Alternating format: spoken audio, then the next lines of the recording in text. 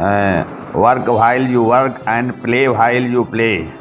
तो इस फार्मूले के हिसाब से चला गया है। 1996 की बात है, 96 में हनुमान जी ने साक्षात दर्शन दिया और उन्होंने ये कहा कि हम बेनीगंज में आने वाले हैं।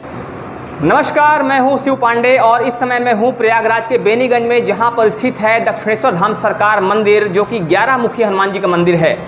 आइए जानने की कोशिश करते हैं यहाँ पर मंदिर के महंत जी से कि इस मंदिर के विषय में जो खास बातें हैं वो क्या हैं। तो आइए महाराज जी से बात करते हैं इस मंदिर के विषय में, 11 मुखी हनुमान जी के विषय में, और जानने की कोशिश करते हैं कि 11 मुखी हनुमान जी का जो मंदिर है वो इतना विशेष महत्व क्यों रखता है। महाराज जी, 11 मुखी हनुमान मंदिर का इतना विशेष महत्व क्यों है? विशेष महत्व ये है कि वो अपने भक्तों की 10 दिशाओं से रक्षा करते हैं, अर्थात कहीं से भी किसी तरह से भक्तों का अरिष्ट नहीं होता है। दिशाएं 10 हैं, मुख उनके 11 हैं और 10 दिशाओं में उनके मुख हैं। नीचे धरती पे उनके 2 मुख हैं, मनुष्य के और बानर के। हाँ, तो और उनके मुख में सारे देवी देवताओं के मुख हैं। उसमें नरसिंह भगवान का है और परशुराम जी का है, सारे देवी देवताओं के उनके मुख हैं। और देवता चित्त न धरई हनुमत से ही सर्व सुख करई। तो अब ये आप ये कहिए कि भक्तगण यहाँ रोते हुए आते हैं और झोली भर करके जाते हैं। उनकी किसी की झोली खाली नहीं रहती, सबकी मनोकामना पूरी होती, सबकी विपत्ति दूर होती है। खास करके जो है, चूँकि नरसिंह भगवान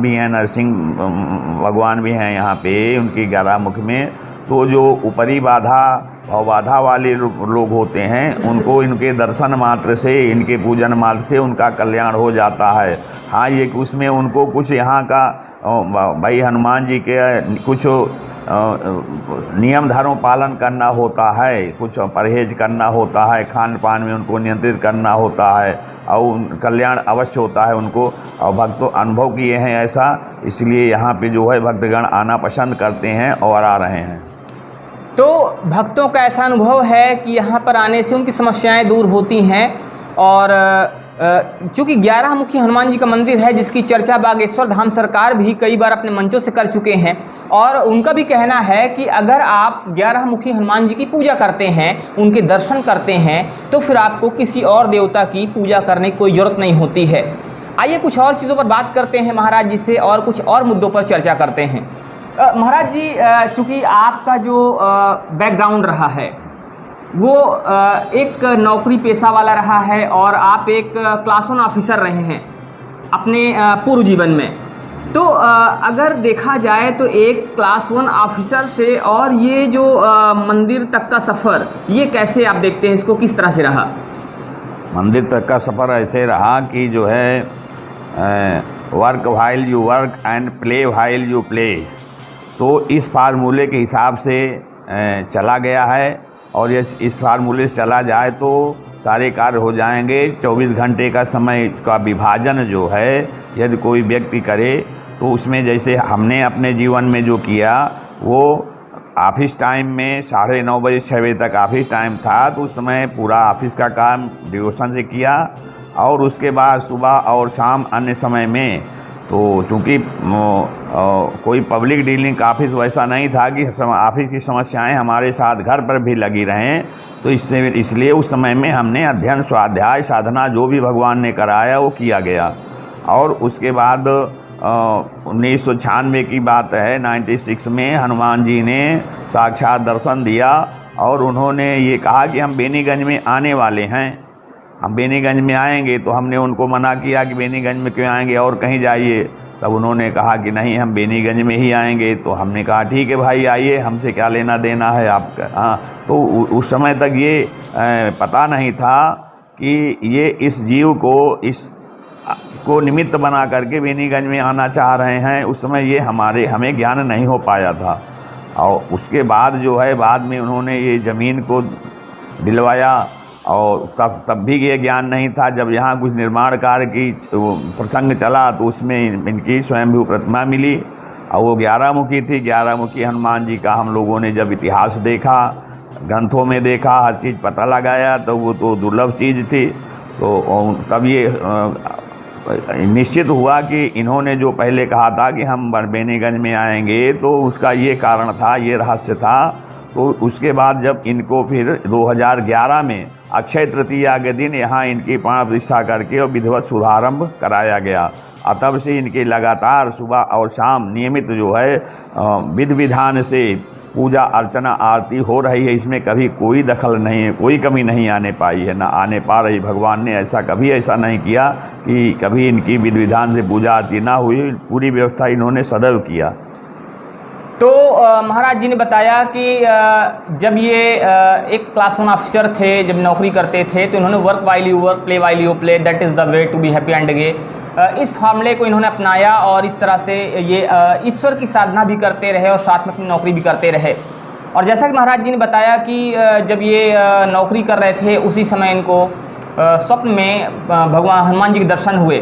महाराज जी, हनुमान जी के जब दर्शन आपको हुए तो ये कितने समय पहले की बात है? लगभग कितना समय हो गया होगा इसको? हनुमान जी जो है 1996 में हमसे दर्शन दिए हैं, 1996 में। और तब जो है कोई ऐसा आधार नहीं था, कोई ऐसी आशा नहीं थी, कहीं दूर दूर तक कुछ दिखाई नहीं दे रहा था कि ये कुछ ऐसा कार्यक्रम संभव है। और उन्होंने ये कहा कि हम बेनीगंज में आएंगे। जब बेनीगंज में आने को कहे तो भाई हमने कहा बेनीगंज में मत आइए और कहीं जाइए। कहीं नहीं, हम बेनीगंज में आएंगे तो हम क्यों रोकें भाई। एक बात तो हमने उनको कर दिया कि ठीक है। उसके बाद हमें बाद उस समय ये बाद में 2011 आते आते ये स्थिति जब बनी, जब ये प्रकट हुए और तब ये स्थान भी इन्होंने दिलाया, प्रकट हुए वहीं पे जब निर्माण कार्य का आया, तब ये हुआ कि ये उस समय अगर इन्होंने ऐसा दर्शन दे के ऐसे वार्ता ऐसा इन्होंने संदेश दिया था तो उसको इस ढंग से इन्होंने पूरा किया। तो जैसा कि महाराज जी कह रहे हैं, ये जो स्वप्न दर्शन हुआ 1996 में हुआ और उसके बाद महाराज जी ज़मीन ये आपको कब प्राप्त हुई थी? ये ज़मीन जो है 2001-2 में मिली है। हाँ, 2001 या 2 में ज़मीन महाराज जी ने खरीदी और 2011 में इस मंदिर का निर्माण कार्य या प्राण प्रतिष्ठा जो होती है वो हुई। तो इस तरह से एक निमित्त पहले भगवान ने इनको बनाया, एक माध्यम बनाया और इस तरह से यहाँ पर विराजमान हुए। महाराज जी, कैसा अनुभव होता है जब किसी भी व्यक्ति को स्वप्न में ईश्वर दर्शन देते हैं और वो जो बात कहते हैं स्वप्न में वो बात सही साबित हो जाए? कैसा अनुभव होता है, थोड़ा सा आप भक्तों को बताइए। भाई, अनुभव ऐसा होता है कि भगवान हर कार्य के लिए हर जीव का चयन करते हैं। हाँ, उसकी पात्रता योग्यता के अनुसार जैसा वो देखते हैं कि हाँ उसको हमने मनुष्य बनाया है, तो उन्होंने मनुष्यों ने दिया है और उस जन्म का वो सार्थक कर रहा है, उसका आचरण सही चल रहा है। जैसे जो मनुष्य का लक्ष्य है कि भगवत प्राप्ति होना चाहिए, भगवान की सेवा होनी चाहिए, स्वधर्म पालन करते हुए, तो जब वो जिस जीव को देखते हैं तो उसका वो चयन करते हैं जीव का। और चयन करने के बाद उसको जो है वो अपने हिसाब से फिर चलाना भी शुरू करते हैं, उसको सारी प्रेरणा देते हैं, सारे साधन देते हैं। कहीं कोई उसको लाइफ में दिक्कत नहीं आती है, जो आती भी है तो उसके पूर्व जन्म के कर्म से मान लिया उसको शारीरिक कष्ट कभी भोगना पड़ा तो उसे इतना ज्ञान रहता है कि प्रारब्ध भोग है, लेकिन उसको अंदर आत्मा में भगवान के दर्शन का, आनंद का अनुभव होता रहता है, तो उसे कहीं कोई दिक्कत नहीं होती है। तो जिस व्यक्ति को भगवान निमित्त बनाते हैं, जिस व्यक्ति को कोई भी चीज़ करने के लिए प्रेरणा देते हैं, उसके लिए वो सारे साधन और संसाधन की व्यवस्था करते हैं और जो भी समस्याएं होती हैं उसको वो दूर भी करते हैं। महाराज जी, आपने जैसा कि बताया कि आपको स्वप्न दर्शन हुआ और स्वप्न दर्शन के बाद भगवान ने आपको इसके लिए जो निमित्त बनाना था बनाया और ये कार्य पूरा हुआ। उस कार्य के पूरा होने के बाद से जो अब तक का सफ़र है उसको आप कहाँ तक देखते हैं? अब तक का सफ़र में ये है, हमने देखा कि यहाँ स्थान पे सदैव जो है सहयोगी बराबर मिलते रहे और अच्छे भाव से सहयोग करने वाले मिलते रहे और कहीं कभी मतलब हमने कभी अकेलापन महसूस नहीं किया। जबकि ये निश्चय हुआ था उस प्रारंभ में कि 24 घंटे में एक बार हम भगवान की सेवा अवश्य करेंगे और बाकी भगवान जाने कि ये किससे सेवा कराते हैं, क्या कराते हैं, और बाकी सेवा हो या ना हो हम इसके जिम्मेदार नहीं। ये हम इनसे अपनत्व के भाव से हमने इनसे ऐसा कहा, लेकिन इन्होंने कभी ऐसा नहीं किया कि हमारे अलावा कोई साथ न रहा हो, हरदम कोई न कोई साथ रहा है। महाराज जी इस घटना को याद करके, उस समय को याद करके भावुक हो रहे हैं।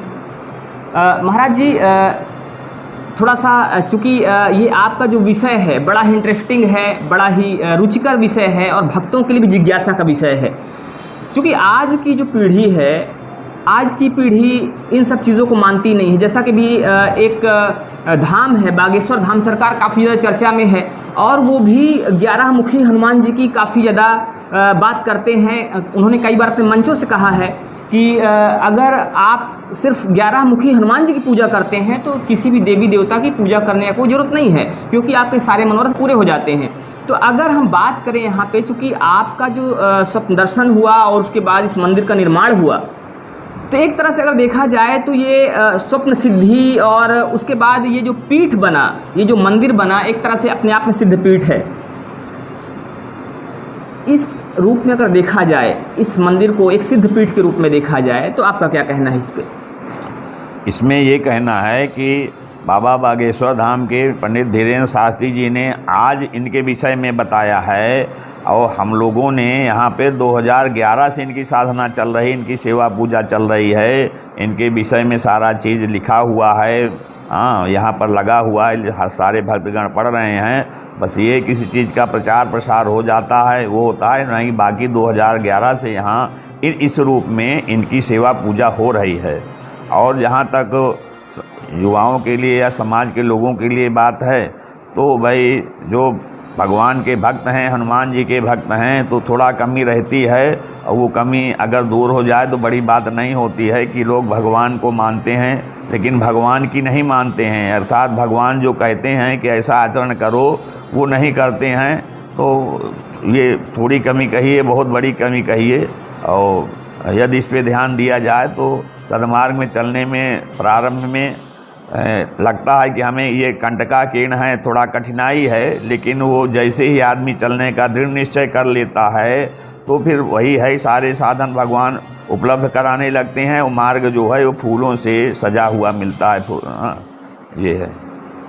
कुछ लोग महाराज जी ऐसे भी होते हैं जो कि विज्ञान की बात करते हैं, जो साइंस की और टेक्नोलॉजी की बात करते हैं और वो इस पर सवाल उठाते हैं। वो इन चीज़ों को दकियानूसी भी मानते हैं। उनका कहना ये होता है कि विज्ञान के युग में ऐसा कैसे संभव है, हम 21वीं सदी में जी रहे हैं। उनको आप क्या संदेश देना चाहेंगे? भाई ऐसा है कि विज्ञान, जहाँ विज्ञान समाप्त होता है वहाँ अध्यात्म शुरू होता है जी। हाँ, तो विज्ञान जो है वो ऑलरेडी वस्तुएं उपलब्ध हैं, उनसे हम कोई चीज़ बना लेते हैं तो वो विज्ञान हम उसको कहते हैं। लेकिन जो ज्ञान है अर्थात जो सृष्टि की रचना हुई है, ये ऑलरेडी उपलब्ध नहीं थी। भगवान ने कोई चीज़ कहीं से लिया नहीं कि वो चीज़ उन्होंने बनाया हो। अध्यात्म वो है तो उन्होंने एको अहम बहुश्याम, उन्होंने सत्य संकल्प किया, सब चीज़ प्रकट हो गया। तो विज्ञान हमारा अपने से कुछ नहीं करता है। जो प्रकृति में व्याप्त है उसी से वो जो कुछ भी करेगा। विज्ञान स्वयं सृष्टि का, प्रकृति का निर्माण नहीं कर सकता है। और अध्यात्म अर्थात भगवान ने पूरी सृष्टि का निर्माण किया है, पूरी प्रकृति का निर्माण किया है, जल का निर्माण किया है, अग्नि का निर्माण किया है, पृथ्वी का निर्माण किया है, सारी चीज़ें प्रकट किया है उन्होंने। तो जल अग्नि ये विज्ञान बना नहीं सकता है। तो जैसा कि महाराज जी ने बताया, ये धरती, ये आकाश, ये पृथ्वी, ये ब्रह्मांड सब ईश्वर ने बनाए हुए हैं। विज्ञान सिर्फ रिसर्च करता है। विज्ञान जो पहले सर्च हो चुका है उसको वो फिर से खोजता है। जो चीज़ें पहले से मौजूद हैं उनकी बात करता है। जो ज्ञान पहले से मौजूद है उनको फिर से वो सुसंगठित करता है, सुव्यवस्थित करता है। उम्मीद करता हूँ कि आपको ये जो जानकारी है ये रोचक लगी होगी। मिलता हूँ फिर से कुछ ऐसी ही शानदार वीडियो के साथ। तब तक के लिए जय हिंद, जय भारत।